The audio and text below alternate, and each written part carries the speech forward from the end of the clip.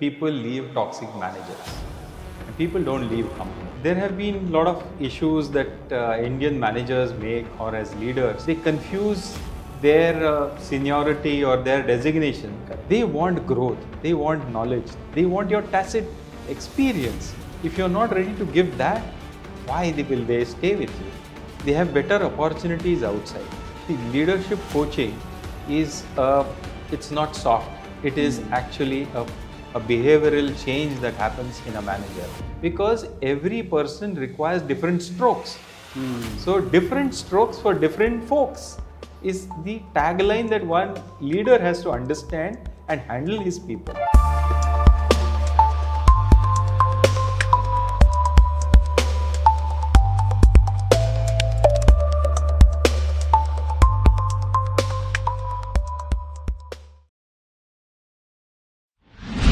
नमस्कार दोस्तों, आज हमारे साथ है डॉक्टर समीर तामाणे जी, जो एक सीनियर एचआर लीडर, कोच और इंडिपेंडेंट डायरेक्टर है। उनका एक्सपीरियंस लास्ट 30 इयर्स में जो एचआर रिलेटेड था या फ्रैक्शनल CHRO हम जिसे कहते हैं उसके रिलेटेड था, वो सारी इन्फॉर्मेशन आज हम सीखने वाले हैं। और कैसे एक लीडर इम्पॉर्टेंट होता है कोई भी ऑर्गेनाइजेशन में, अगर उसका रिजल्ट हमें नेक्स्ट लेवल लेके जाना है तो वही चीज़ें हम जानने वाले हैं आज। So welcome doctor Sameer Tamane to MDMF channel. Doctor Tamane, you have been in this field from past 30 years. What mistakes do Indian people make that they do not get leadership roles? Thank you very much for inviting me here. And there have been a lot of issues that Indian managers make, or as leaders, they confuse their seniority or their designation with saying that this is the authority of governing people. That is one of them. They misunderstand gender. They do not look at gender and take it positively. Sometimes it is also about the looking at the generations. We have a lot of generations. How to handle these generations is very important. Sometimes over dependence on the technical skills they have. They forget that they have to enable their teams to perform well, and focusing on that is very important. An important facet is self-reflection. They do not self-reflect, and that's the reason they do not know their self. They do not know what is their trigger and how they can prosper in their own work. So these are a few things that our Indian leaders need to focus on. Okay, that sounds good, and the reasons that you gave were absolutely perfect. I would like my audience, can you give them a message like about yourself? Can you introduce yourself? Sure, thank you so much. My name is Dr. Sameer Tamane. I have been in the HR fraternity for nearly 30 years. I started as an engineer and then moved into human resources after doing my master's from Wellington. Worked in various companies like Godrej Boys, Premier Automobiles, Mahindra & Mahindra, and IPCA Laboratories, which I was associated with the last as a CHRO, and then now moved into leadership coaching and HR consulting. A Rotarian by heart, a running enthusiast. I do a lot of marathons. I'm also an independent director. That was a very good answer, sir. I would like to ask you how a mid-level manager can transform into a leadership in the next, for say, 12 to 18 months. That's a very important question for the millennials who are in that bracket where they would like to prosper and move ahead in life. So the focus is, first you need to focus on self.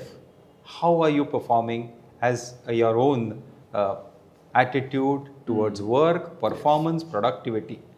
Then comes the next level of observing others, understanding how the great leaders perform, how does your team perform, and giving the right feedbacks at the right time. It's also important to take and receive feedback and try to improvise your own style. These are important facets that are important. Also being sensitive to various aspects of the environment, what's going on in the environment, whether it is AI, it is the generations, whatever is happening is the important aspect that these mid-level managers need to focus on. Great. So coaching will help them? Sure, coaching is an real facet which can help them, because coaching is like onion. You peel the onion slowly one by one, and they understand what is the focus that they need to have. And this onion, sometimes while peeling, as we all know, can get tears. But yes, those tears are important because you understand what's important for you and how you can develop yourself. Great, absolutely. I agree with you 100%, sir. Thank you. So, my next question is, you have been a CXO, you have been a trainer for a lot of C-suite employees. What are the, you can say, habits of high performing individuals? That's a $1 million question, I would say, because high performing individuals first learn the three things that are important. They know in an organization or any setup, they need to focus on self, business, and their people. If they focus on all three of these, they can prosper. Now, let's talk about self. When you talk of self, it is a whole body which is about your how you have your attitude, your spiritual well-being, your health, your physical well-being, your thinking patterns, Correct. your resilience, how you deal with difficult situations. Resilience is always said as going ahead in adversity, in difficult situations. The other aspect is about people, knowing your people well, treating each of your people differently. People have a tendency of treating everyone equally.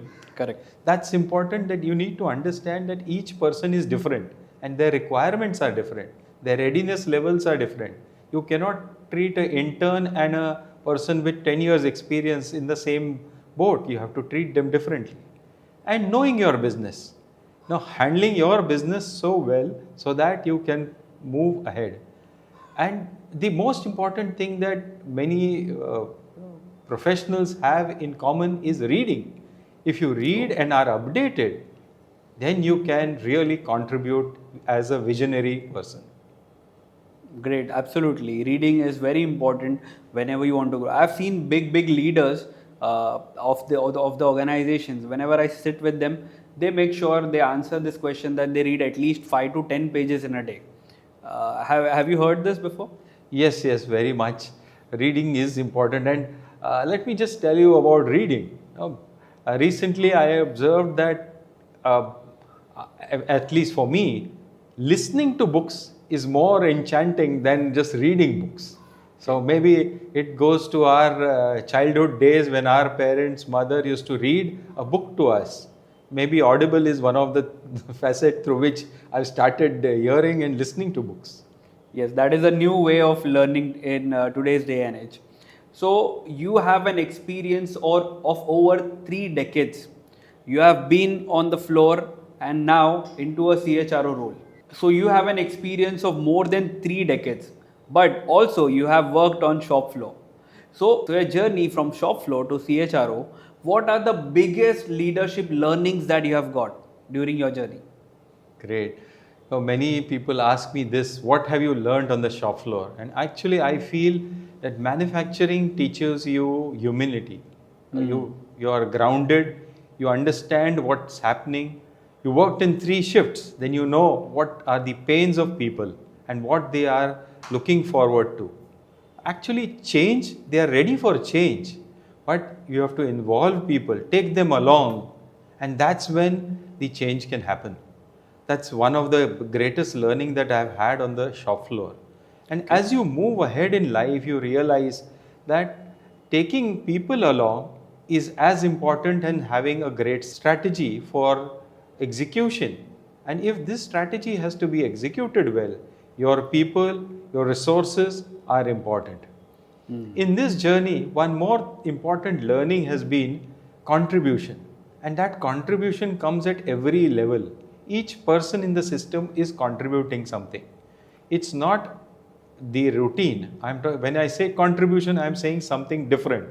Daily, when we come to work, we have to contribute something more, different. That is the alpha. If that alpha is getting bigger and bigger, you are growing in the system and moving the ladder of the corporate ladder to the top. These are important things.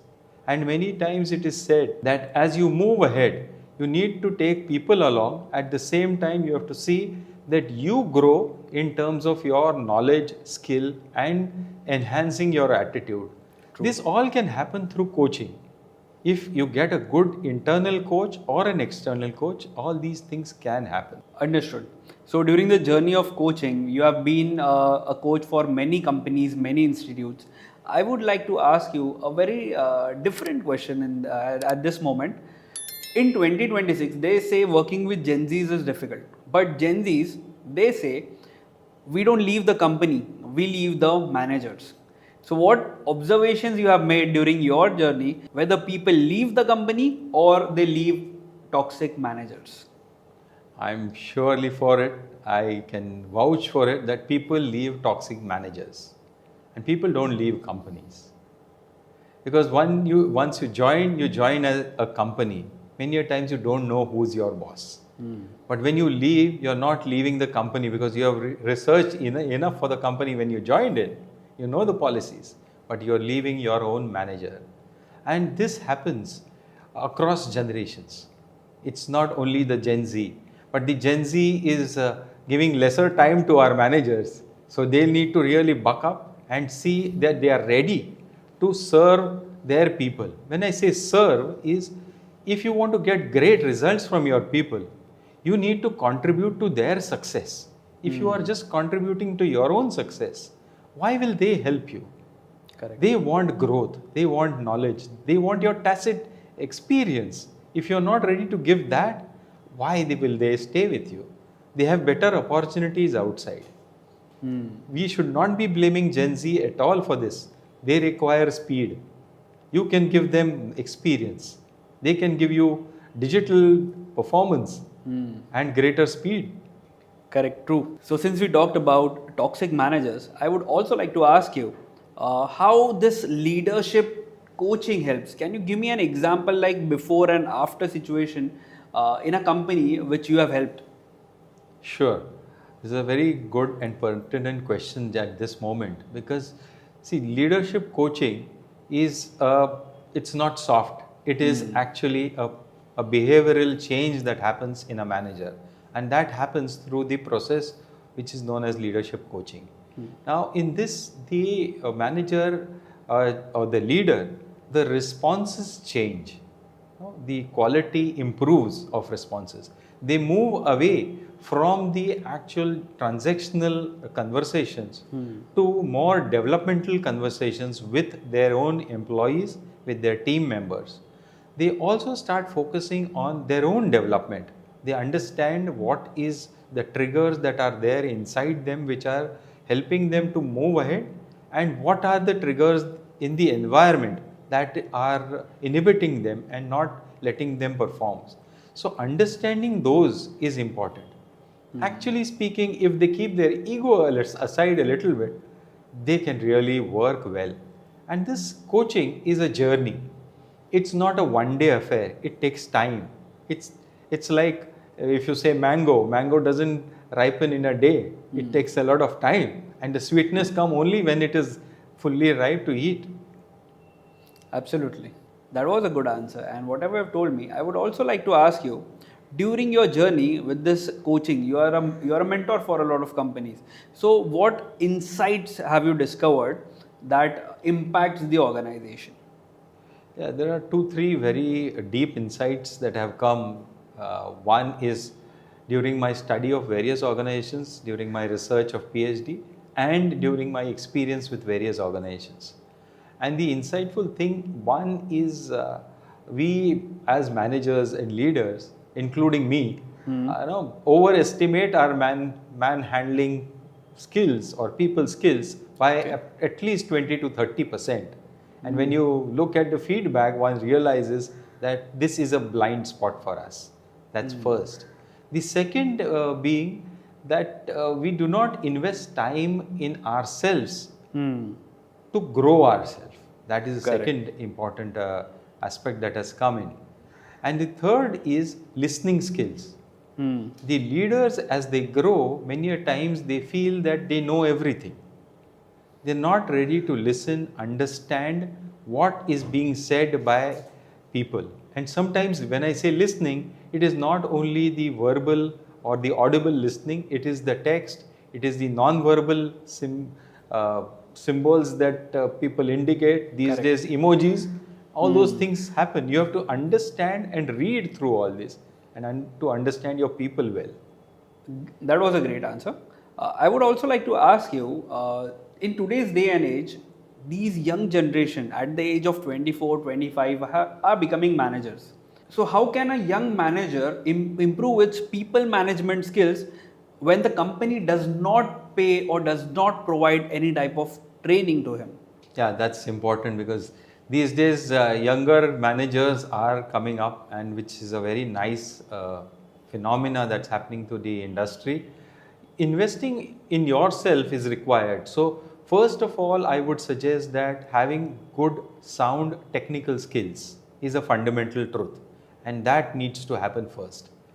The second aspect is about reflection. When I say reflection, it is about thinking, introspecting, understanding what you are good at and what you can improve on, and focusing on that.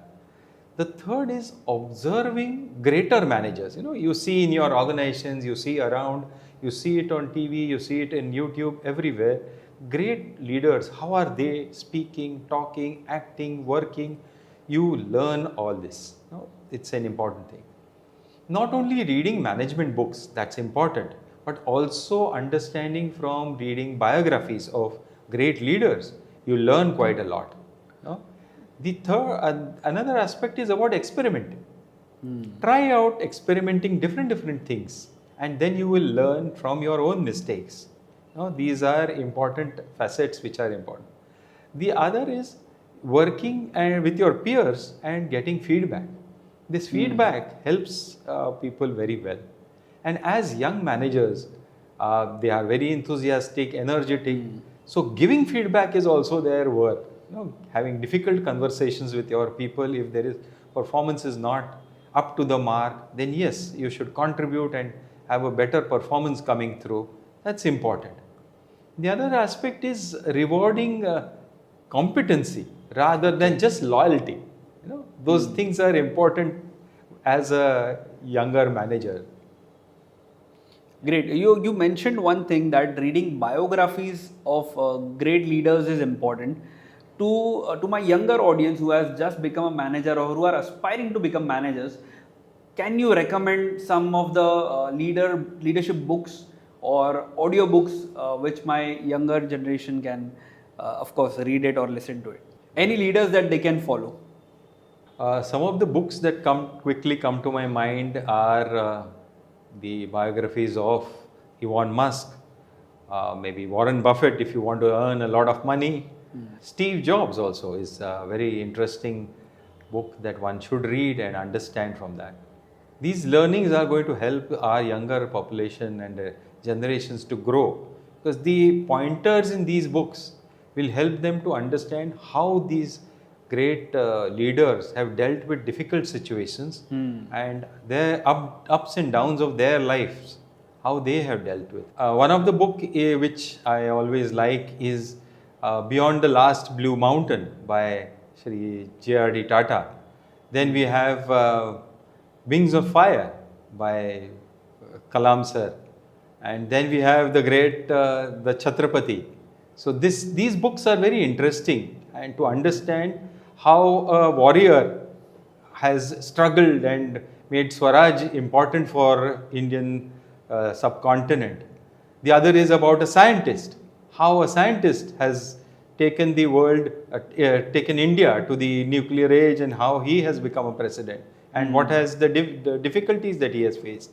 The other is about an industrialist, how he has grown an industry to create a revolution, and this has really given a culture to India. If you see Tata Group, you can see the culture that they have inculcated in the Indian subcontinent and now globally. Absolutely true.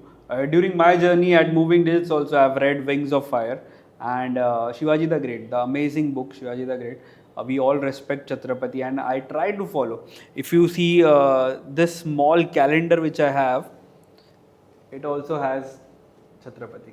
So I do follow the learnings and the lessons given by Chhatrapati Shivaji Maharaj, and it helps me daily in my day and day-to-day life, how to manage people, how to get the best out of the limited resources that we have. That was a great answer, sir. I would also like to ask you, as a CHRO, what are the main common mistakes that these leaders are making, and how can we fix those mistakes?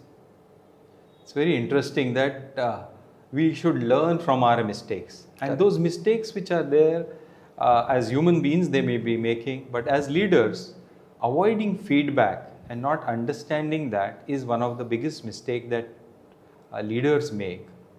The other is using their technical skills for growth, not for doing their work. They need to delegate, give responsibility, and see the others grow and their team members growing.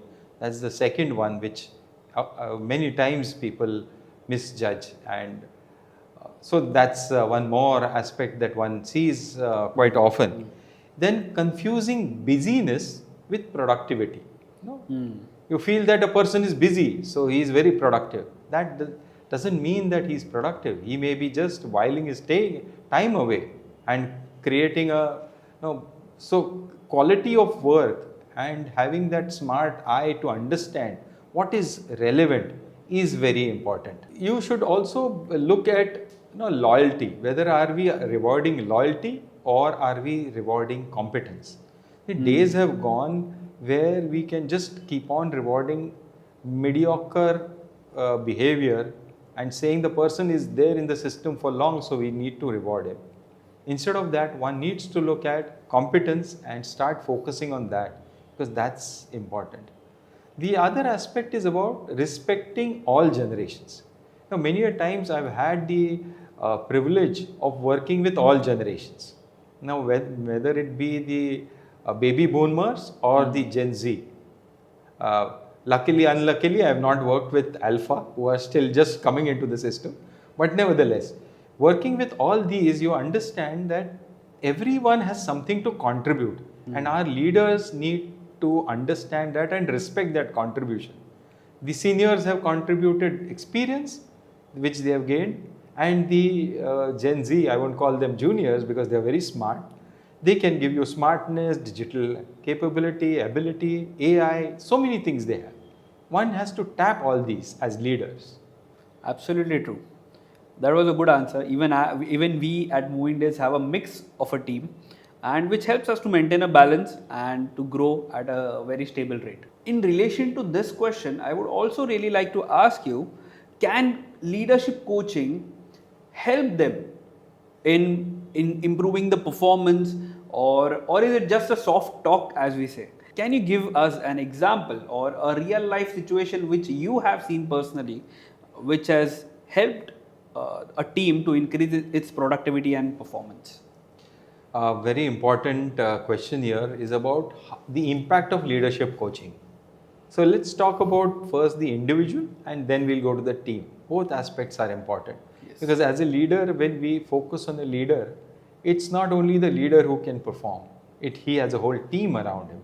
So we first focus on the leader and see that he understands how he needs to be coached, what needs to be done. Make him more sensitive about how to handle people. And then we get into the team. So let me give you an example where such a situation was there. First rounds of coaching sessions that we had with the leader, it was emerging very clearly that he had blind spots. Oh. Now those blind spots were about his ability of handling his own emotions. Now, he was a very good technical manager. He was aware about various things and qualified for that functional role. But how to handle people was a difficulty for him without he knowing about it, but the people knew about it.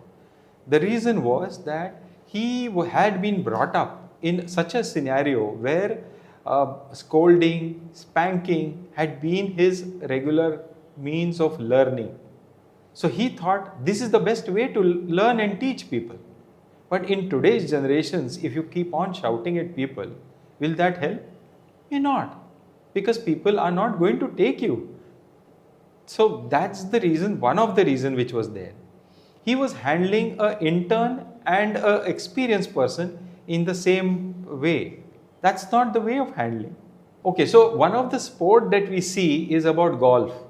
In golf also, when we have to hit a ball, we have different types of sticks. Where we have to tap the ball, you have a smaller stick. When you have to hit it long, you have a long stroke stick. Correct. So these sticks are different. Why we have there? Because every person requires different strokes. So different strokes for different folks is the tagline that one leader has to understand and handle his people. If it can be done in golf, it needs to be done in organizations also. That is beautifully said, sir. Different strokes for different folks. I've heard this for the very first time in my life, but I'll definitely remember it whenever I'm handling my team henceforth. As a certified independent director and a CHRO, how should boards think about the people, the culture, etc., beyond just compliance? Sure, this is an important thing. As an independent director, the director on the board needs to move and not only focus on the dashboards and the financials, which are obviously discussed every quarter and keep on being circulated. The difficult questions that need to be discussed is about what are we rewarding in the organization? What type of attitudes are we rewarding? How much of innovation is there in the organization? How many products are they developing? How are they handling their people? Are we looking at the 3 Ps? That is the planet, the people, and then the profits, or just focusing on profits, which is very important for the growth and sustainability of the organization. What are we doing on the ESG front? Just planting few trees is not enough. It has to have all the 3 pillars in place. Whether safety is a norm. Many times, let me give you an example here. All of us climb down these stairs many times in the day. Okay? And many a times, we do not hold the handrails. Forget the handrails, we keep on watching the phone. We have seen what happens if we do not pay attention while climbing down the stairs. It's a safety hazard. There are deaths that can happen. Now, this happens every day, day in and day out, but still people watch WhatsApps, films while going down the stair. So what is the culture of the organization is important in terms of safety, in terms of environment, in sustainability. Do they have a sustainable leadership pipeline in that company? That needs to be looked at. And what are they going to invest on in terms of their people development and as a entity, the company is a perpetual entity. What are we doing for seeing that it continues generations after generations?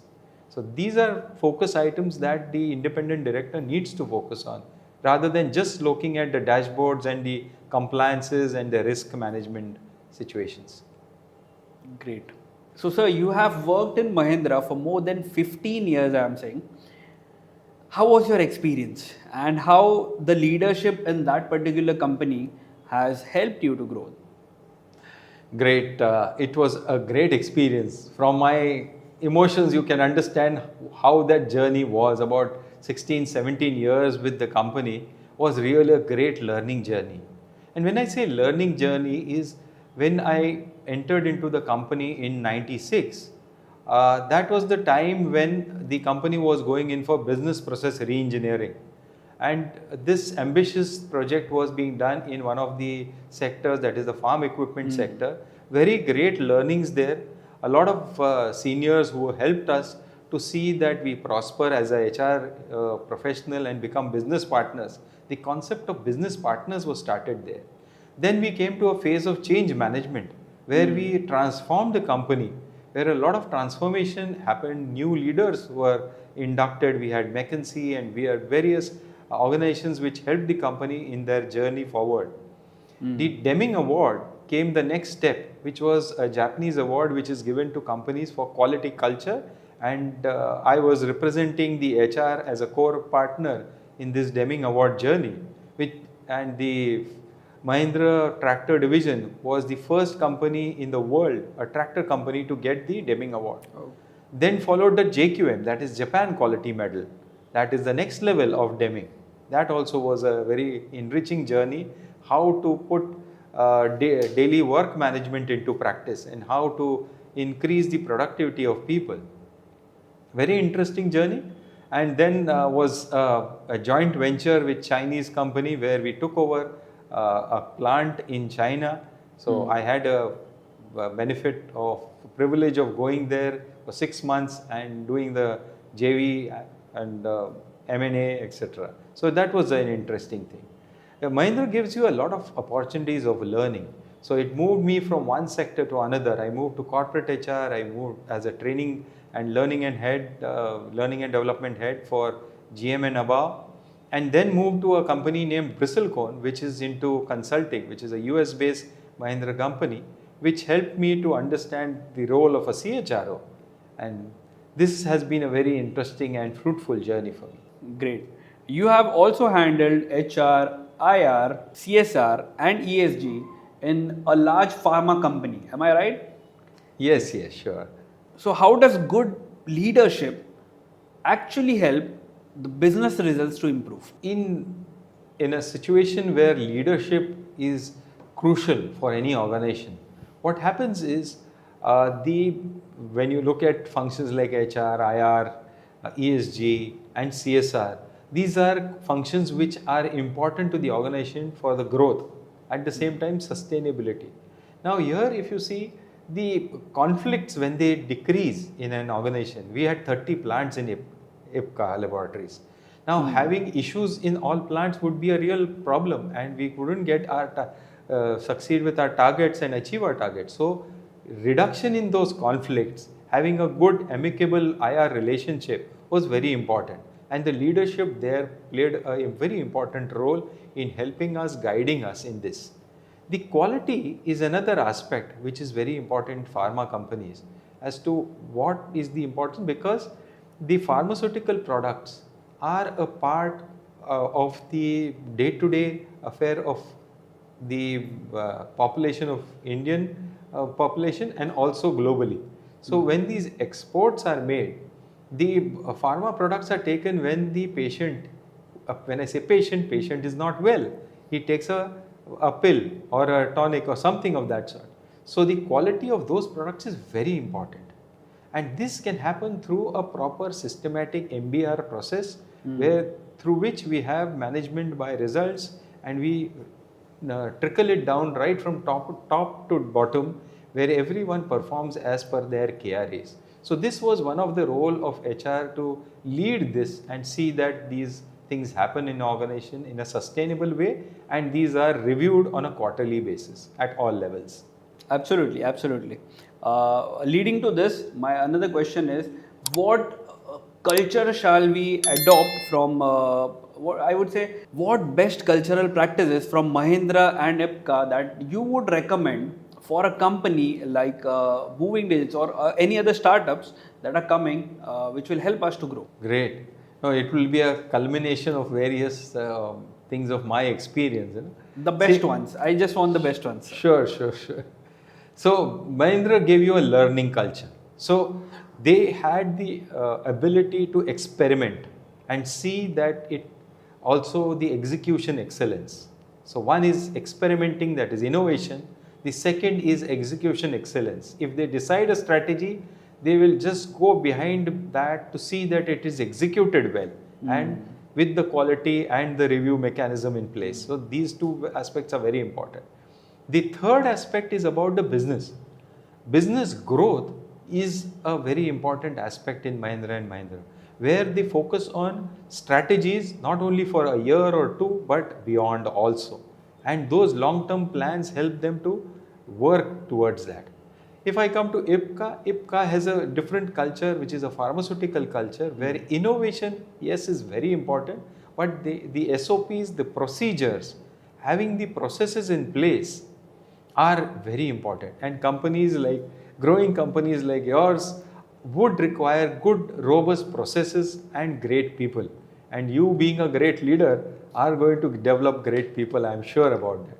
Definitely. Thank you for the compliment, sir. In today's day and age, the time has come that AI and automation is taking over a lot of HR roles. So, what do you think will be the state of HR leadership or HR coaching in the next 5 to 10 years? It's a great, very important question these days. Everyone is asking about and talking about AI. So, what is AI? Everyone knows. It is something what is there in the system in the world.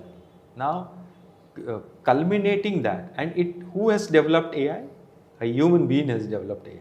True. So, one needs to understand if we can club our human mind and use AI for our quick results and reduce our transactional work, we'll be very well off, because we have something which is unique. We can't only think, but we can feel, experience. We have a soul. We have so many other things which the AI cannot. AI has information. It can process information very, very fast. But let me tell you, our eyes are more powerful than the camera that we are using here. Let's try to use all the different facets that God has given us. Our own being, ourself, our soul, our understanding of people. No, everyone says that a human body is a great machine which God has created. It can replenish itself, it can cure itself, it can do so many things, and it can create AI also. So let's use it to such a way that it increases our productivity, reduces our wastages, reduces our non-value added activities, and increases our value added activities. And we can think better, visualize, and grow faster. Great. I've also heard, sir, that you are a marathon runner. Does running help in something called as leadership? Sure. So when you said marathon runner, marathon itself is a big thing. I started with 6 kilometers, then graduated to 21, and now I run the 42s. But now with pressure and peer pressure and family pressure, I have started again, come back to 21. But what has been the learning? One is humility. Okay, one is an important thing. The other thing is believe in God. Because after 30 kilometers in a full marathon, one realizes there is God, there is family who is supporting you. Because many times your heart is telling you enough, your body is telling you enough, you can't do it. But then there is a voice within which tells you can. And then you realize the importance of music, the common people. So if you relate it to leadership, it is adaptability, humility, resilience, and that focus of achieving something. That's very important in life. If we get all these things, all will be great leaders. And you have it within you. Why don't you experiment? Try it out. But as a marathon runner, yes, it helps you to prepare, focus, be precise, practice, and practice again, and then get perfect. Absolutely. So a leader should have these 3 to 4 important qualities, I would say: humility, resilience, focus, absolutely 100% focus towards what you are doing, and most important, adaptability. In today's day and age, the time is changing, adaptability becomes very important.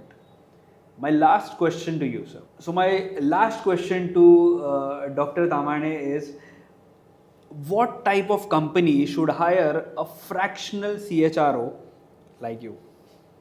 Thank you very much. I would say companies who are, developing themselves, they are developing their systems, and at a mid scale, they should look at a fractional CHRO. The reason being, the experience that you get as a package, at focused one, without having a continuous CHRO to be employed. So one, you save on costs. The other is you get the experience. The third is you get the processes, what you require. You get the strategic intent. You can get help in not only in HR but in business also.